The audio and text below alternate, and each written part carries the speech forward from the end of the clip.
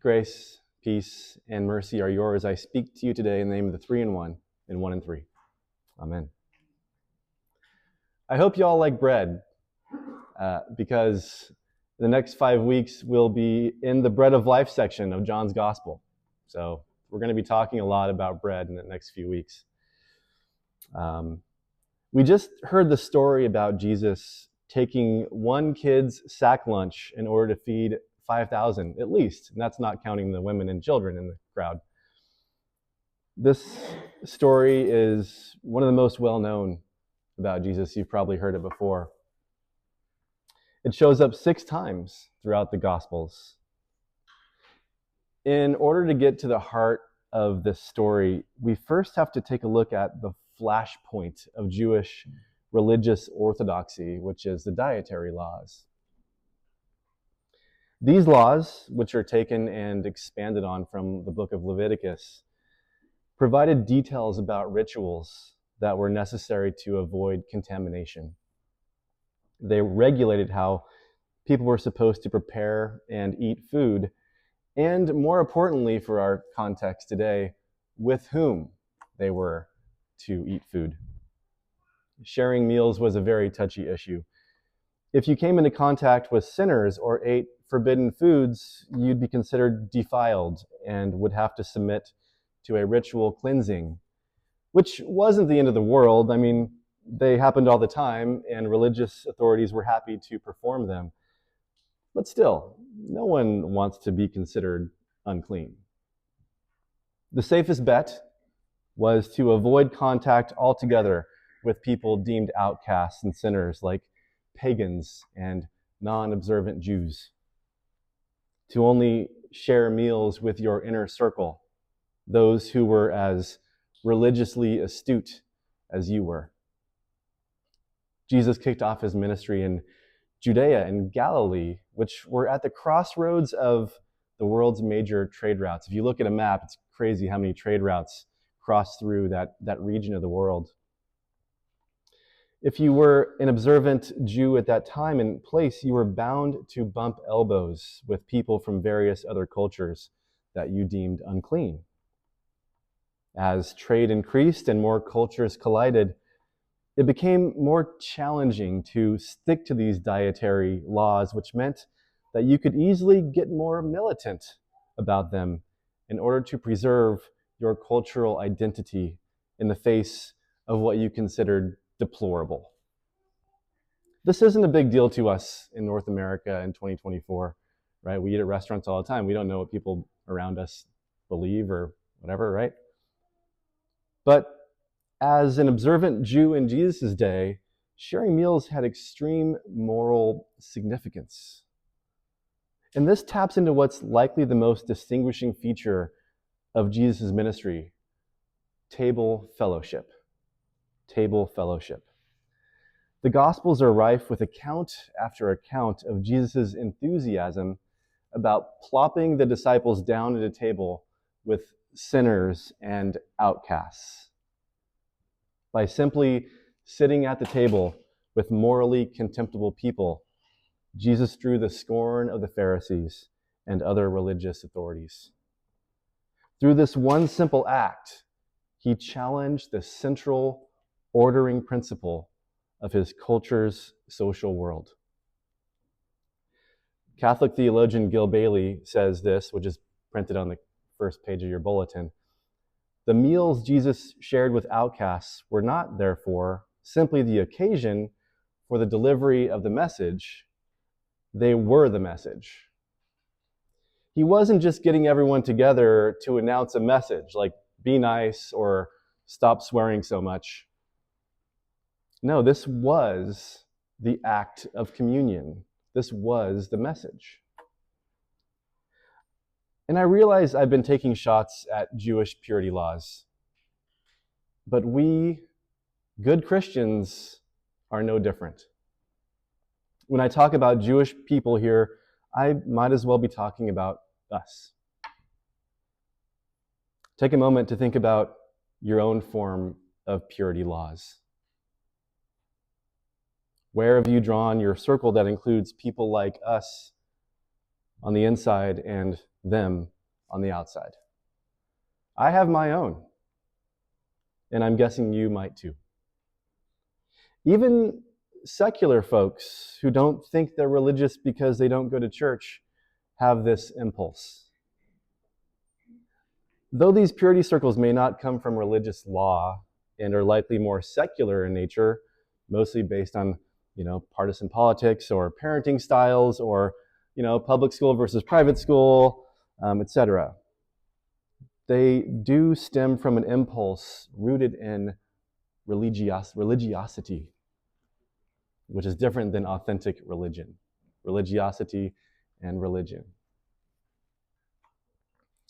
Religiosity is based on the fear of the other. Religion is tied into the Latin word religio, which is like a ligament that keeps us together. So there is a healthy form of religion. Religiosity is when it flips into fear and otherizing, right? Jesus' burning passion was to free us from the grip of this delusion, which only hardens our hearts and turns us into the very thing we hate. Looking at our gospel account, whenever the crowd in front of Jesus saw him as a miracle worker and tried to control Jesus for their own gain against others' religiosity, he fled. Jesus found this exhausting and repulsive. When we asked to see his miracles just because, he consistently refused. As distracted as we so easily get by his bright and shiny miracles, Jesus constantly redirects our attention to the fact that for a miracle to have genuine importance, it has to transform the human heart. This is the sole aim of Jesus that Jesus was after. Not just a snap of a finger and a quick fix of our temporal problems, which Jesus did do and probably has done in your life from time to time, right? But a transformation of the human heart. We see this transformation in those he deeply touched. Curing a crippled leg is miraculous to you and me, but to Jesus, it's insignificant compared to the softening of a human heart or the comfort of a burdened soul. The great point of his ministry was and is not to fix what we break, but to reconcile us with God, with ourselves, and with others. Now, when we hear this story, we assume that the miracle was Jesus feeding hungry people, right? That's what I usually go to. That the solution he offered was merely practical. However, I think we need to take a look at the deeper miracle that occurred.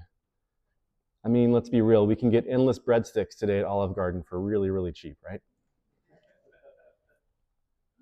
The catastrophe at hand wasn't that people couldn't eat or that they were starving or even like really hungry, which they might have been. It was that they wouldn't eat. Not in that setting. Especially not if you were a good Christian, or Jew in this case. Not with all those other questionable people, many of whom were bound to be ritually impure. Your moral and religious character was in danger of contamination from those pagans and sinners, right?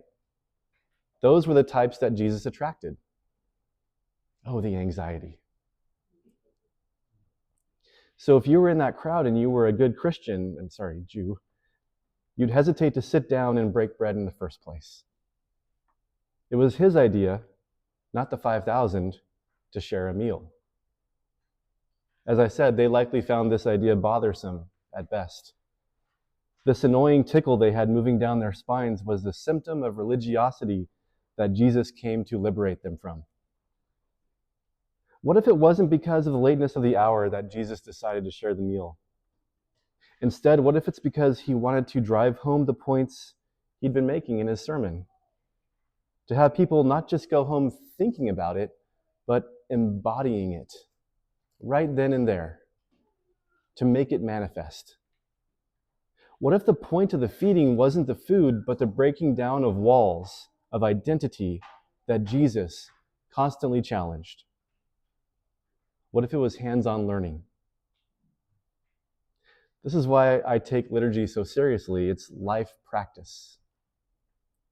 Jesus gave us the pattern that we still preserve today in our Eucharistic prayer. He preached a God of love and forgiveness before inviting us all to sit down together and live for a brief but glorious evening, in this case, morning, in the kingdom that he ushered in. Because when we die to our impossible fears about each other, when we die to thinking that all is lost because they are going to ruin this thing that we've worked so hard to preserve, God shows up in that gap and provides abundantly. Now, I could easily use this as an opportunity to wag my finger at you and tell you to get it together and be nice to people you disagree with. But that isn't good news. You heard that when you were 5, and it didn't really help. Me too. The good news is that Jesus is already doing this work in you. His ministry is alive and well in your life right now. And get this, though you might be wearing your Sunday best isn't what Jesus uses to bring you and your neighbor together. Rather, he uses your scars, your wounds, your bruises, your insecurities, and your fears. This split between inner circle and outer circle doesn't just exist in the world, in society. It exists in us. It's the micro to the macro. There are parts of you that you deem good and parts of you that you deem embarrassing at best. That's what Jesus is drawn to. That's where Jesus sits down. Not to just change them, but to use them and to redeem you through them. He doesn't usually use your strengths. You have that covered. Rather, he meets you in your insufficiency, like the boy with the meager 5 loaves and 2 fishes. That is what Jesus uses to bring you into deeper communion with him, yourself, and your neighbor. Jesus is multiplying your meager offerings in all kinds of miraculous and mysterious ways. You and I look at these parts of ourselves and say, just isn't enough. I better hang on to it, not share myself with anyone. But Jesus has bigger, more miraculous plans. Amen.